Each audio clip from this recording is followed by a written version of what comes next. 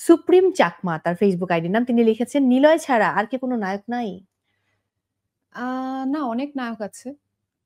But উনি যেটা বুঝাতে চাইছে যে আমার বেশি কাজ নীলা এক্সাক্টলি। ভাইয়ার সঙ্গে কেন?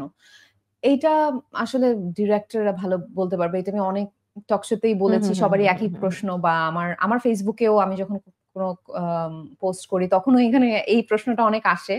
এটা আসলে হয় কি যে আমরা তো অ্যাক্টররা আমি তো নিজে প্রোডিউস করছি না। হুম। আমি হয়তো নিজে প্রোডিউস করলে তখন একেক জনের সঙ্গে আমি নিজে কি করব?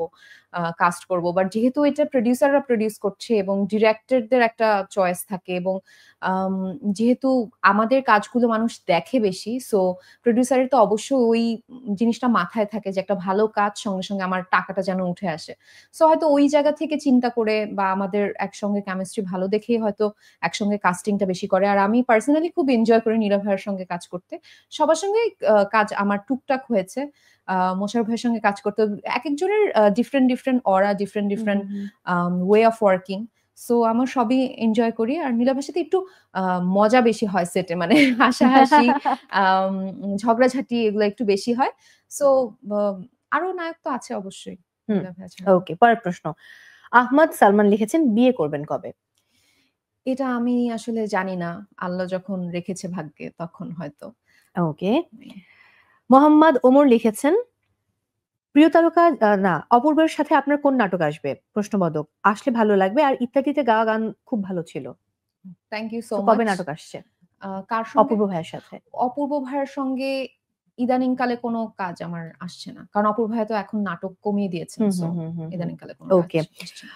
এমডি মুর্শিদ আলম লিখেছেন, "প্রিয় তারকা জান্নাতুল সুমাইয়া হিমি, আপনার এই সুন্দর নামটা কে রেখেছিল?" আমার যতদূর মনে পড়ে আমার বাবা-মা মিলেই নামের বই কিনে এনেছিল এবং প্রত্যেকটা আলাদা, আলাদা অর্থ দেখে, দেখে নামটা রেখেছে।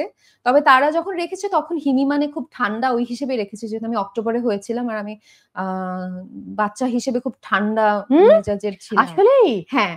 দর্শক আমার সেটা মনে হয় না। অন স্ক্রিন শুধু আমি একটু মাথা গরম। বাট হ্যাঁ, এমনি আমি তো মাথা ঠান্ডা। তুমি তো আমি এতদিনে মজা তো করছি। তোমার I'm just kidding, I'm just kidding. So হয়তো অনেক ঠান্ডা এইটা ভেবেই নামটা রেখেছিল। বাট হিমি নামের পরে আরো অনেক অর্থ বেরিয়েছে Google এর মাধ্যমে। সো তো আমার খুব পছন্দের নাম রেখেছে তারা। আমার নিজের নামটা পছন্দ হয়েছে। বাট তারা আমার মনে হয় নামের বই দেখেই রেখেছে। ওকে। সালমান শাহ লিখেছেন, তার ফেসবুক আইডির নামই সালমান শাহ। তিনি হুম। লিখেছেন, "হিমি আপু, তোমাকে আমি ভালোবাসি। এবার তুমি রিপ্লাই দাও।" Thank you so much. আমিও আমার অডিয়েন্স সবাইকে ভালোবাসি। ওয়াও! সো পরের সেগমেন্টে যাবো। পরের সেগমেন্টে যাবার আগে আমার একটু জিজ্ঞাসা আছে। হুম, এই যে ছোটবেলায় তুমি যখন নজরুল সঙ্গীতে তালিম নিয়েছো, মানে হুম, ছায়ানটে এবং অনেক জায়গায় তুমি গান করেছো। হুম, সো ওই সময় থেকে এখন পর্যন্ত মাঝখানে কিন্তু একটা গানের লম্বা গ্যাপ। যেহেতু হুম, ইত্যাদির মাধ্যমে শুরুটা হলো, হুম। তুমি বলছিলে যে হ্যাঁ, মাঝে মধ্যে টুকটাক গাইবো। বাট এটা কি একদম নিয়ম করে গাওয়া হবে নাকি হয়তো শখের বশে গাইলে কোনটা? উম না আমার কাছে যদি মনে হয় যে ওরকম অপরচুনিটি আসছে প্লেব্যাক সিঙ্গার হিসেবে কেন না? বা আমি যদি মনে হয় যে না এই গানটা আমার আসছে। এখন আমার অভিনয় যেরকম প্রতিদিন আমার শুট থাকে, অবশ্যই গানের ব্যাপারটা ওরকম অত বেশি হবে না। বাট মাঝে মধ্যে যদি আমার ওরকম অপরচুনিটি আসে অবশ্যই করব।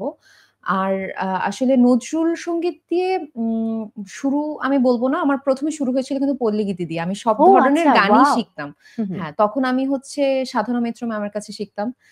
পল্লীগীতি, দেশাত্মবোধক বাচ্চারা যেটা হয় সব ধরনের গান শিখতে হয় এবং অনেক কম্পিটিশন করেছি।